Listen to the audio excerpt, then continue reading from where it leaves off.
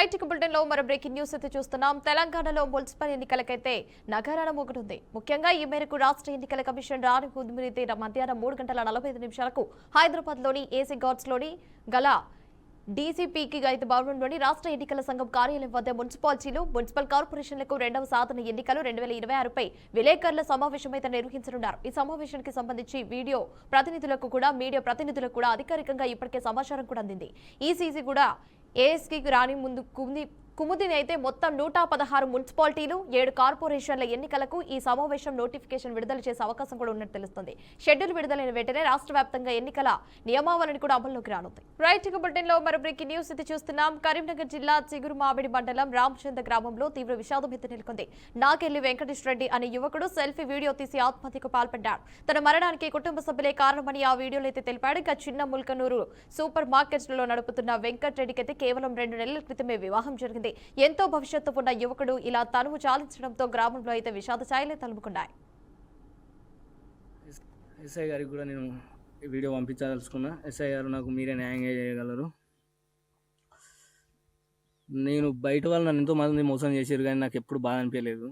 కానీ నా ఇంట్లో నా తల్లిదండ్రులు, నా అన్నదమ్ములే నన్ను మోసం చేశారు.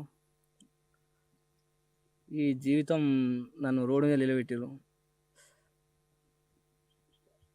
నన్ను నమ్మక ద్రోహం చేసారు. నా ఇంట్లోనే నన్ను ప్రశాంతంగా ఆనందంగా బతకనిచ్చే రోజులు లేవు. ఇక ఆ షాప్లో నేను ఎంత పెట్టో దేవునికి ఎరక. నేను 10 లక్షలకు పెట్టినా. నేను తీసుకొచ్చిన అప్పులు కట్టేసుకున్నా 3 లక్షలు. నా సొంతంగా 7 లక్షలు పెట్టినా. వాళ్ళు పెట్టలే అని అబద్ధం ఆడుతారు. సరే, వాళ్ళు పెట్టిన పైసలైనా సరే చెప్పుర్రి, నేను కట్టి నేను ఉంచుకొని నడిపించుకుంటాను, నీకు మీ గుంట నాకు అవసరం లేదు అని చెప్పేసి ఇప్పుడే సంతకాలైనా పెడతాను, నేను మీ పేర్లో చేపించినప్పుడు సంతకం కూడా పెడతానని చెప్పిన. వాళ్ళు అది కూడా వినట్లేదు. నేను వాళ్ళు నాకు రోజు వాళ్ళ కాళ్ళ కింద ఉంచుకొని ఏదో నన్ను చిత్రవద చేసి రోజు ఇబ్బందులు పెట్టుకుంటే బ్రతకాలని వాళ్ళు చూస్తారు.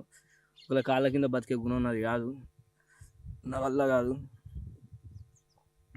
కాకపోతే నన్ను నమ్ముకున్న అమ్మాయికి మోసం చేస్తున్నాననే చిన్న బాధ ఉంది.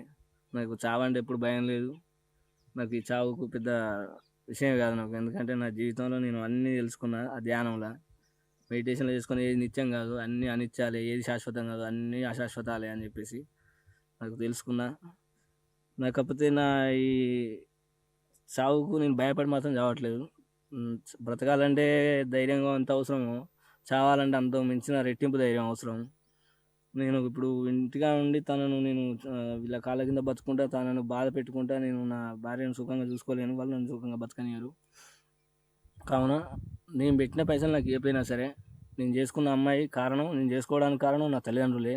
నేను పెళ్ళి చేసుకోను అంటే వాళ్ళే నన్ను ఇబ్బంది పెట్టి, టార్చర్ పెట్టి, టైట్ చేసి, ఏడిసి తూడిసి నన్ను పెళ్ళి చేసిర్రు. ఆ అమ్మాయితోటి లవ్ చేసుకున్న మాట వాస్తవం. వాళ్ళ కోసమే నేను లవ్ చేసి పెళ్ళి చేసుకోవాల్సి వచ్చింది.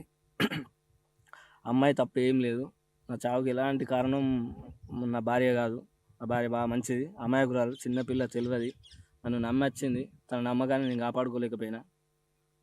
దయచేసి నేను మోసం చేసినందుకు, తను నన్ను నమ్ముకొని వచ్చినందుకు, నన్ను నమ్మకం నిలబెట్టుకుంటలేను కాబట్టి వీళ్ళు ఇచ్చిన పైసలకు 12 లక్షలు ఇచ్చి 17 లక్షలు అన్నారు.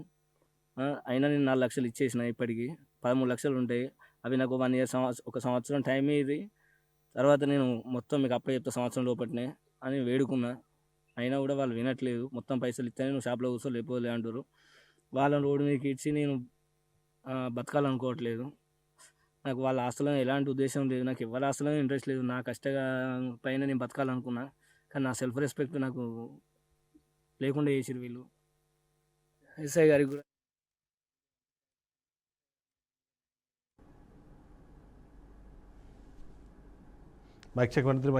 రైట్ బులెటిన్ లో మరో బ్రేకింగ్ న్యూస్ అయితే చూస్తున్నాం. మున్సిపల్ ఎన్నికల షెడ్యూల్ వెలువడిన క్రమంలో అయితే తెలంగాణ 5 టీఎస్పీలను అయితే ట్రాన్స్ఫర్ చేస్తూ డీజీపీ శివధర్ రెడ్డి కీలక ఉత్తర్వులు జారీ చేశారు.